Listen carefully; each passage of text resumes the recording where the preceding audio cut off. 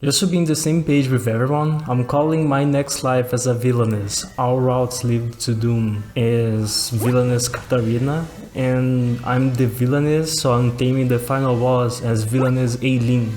Got it? Good. This season is hand-packed with tons of good shows to watch. Mob Psycho 3, Chainsaw Man, Spy Family 2, My Hero Academia 6, and even Bleach is back. Which one am I reviewing it?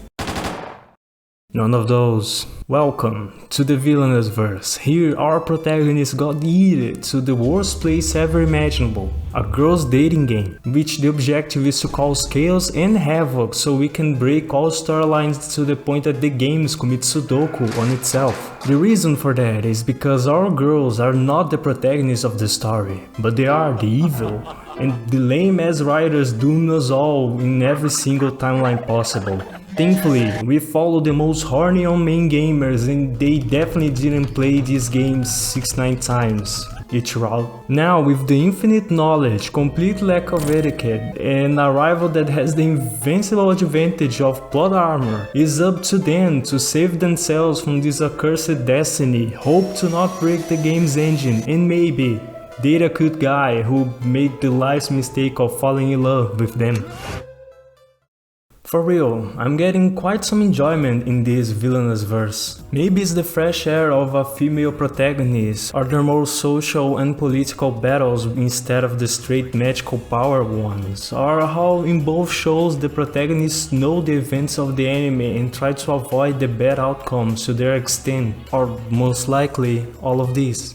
Let's start with the protagonist. For Katana, before a nerd and addicted to this otome game, where she happily shares her accomplishments with her school friend, she got isekai and now seems as this child who happens to be the villainess from that game. Knowing how all the endings of the game ends up bad for Katana, she starts to prepare herself to avoid all the paths for those as she can since the villainous childhood. The game actually starts when she arrives at the magical school. Villainess Eileen only shared to us that before getting in the game, she was a patient in a hospital with probably a terminal disease. After that, we follow Eileen straight away. However, different from Katana, she is in the ending stage of the game, where the protagonist won. Now her, as the villainess, tries to save herself from this cruel destiny by marrying with the other villain in another ending,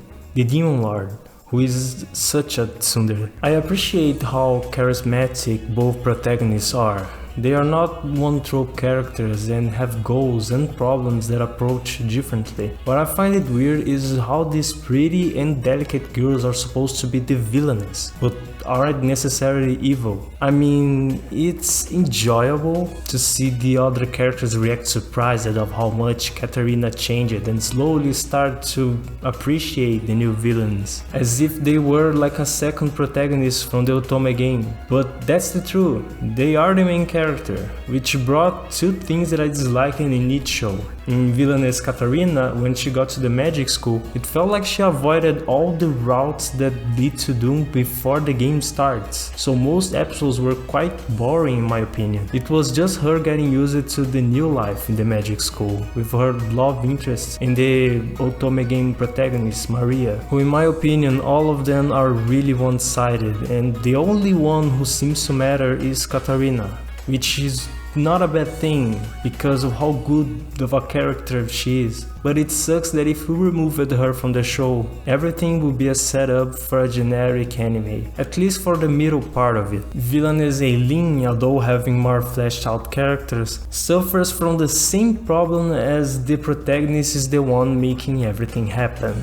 Again, good character, but if you remove it, things are kinda boring. I have to say that having the Demon Lord being a second villain is a good thing. I like how Eileen is not a good person, she can play dirty when she needs and act as the villain. However, we see her as a protagonist of her own story now. Reminds me of Meijou de Oyasumi, or also called Sleepy Princess in the Demon Castle, which was my favorite anime from 2020. Another thing that I dislike dislike is the lack of relevance for her to be in this role. She was isekai'd out of nowhere. This is lacklustre, especially because Villainess Katarina does this quite well, giving us reason to care about this world where our main characters know so much about. And not only that, but it also has the Sophia and her old school friend relationship, which makes one of the most tragic and sweetest moments of the show. I don't want to spoil this, but this story piece adds so much to the anime, and I wish that Villainous Aileen had something similar, but I'm fine with what we got.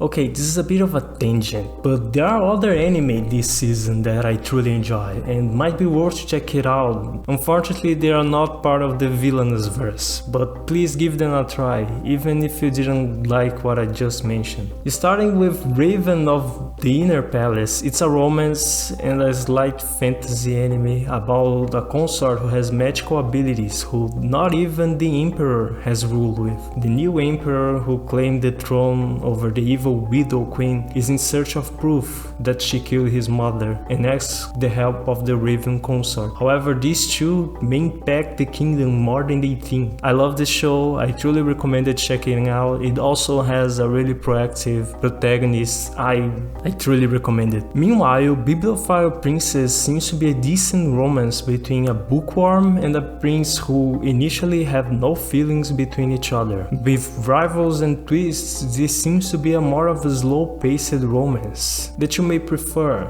The protagonist isn't quirky and proactive, but I find it is interesting in its own way. Back to the Villainous verse, and now talking more about the world. In both shows is a fantasy setting, with magic schools and various love interests. For Villainess Katarina, most of places consist in the school grounds or some nobles' houses.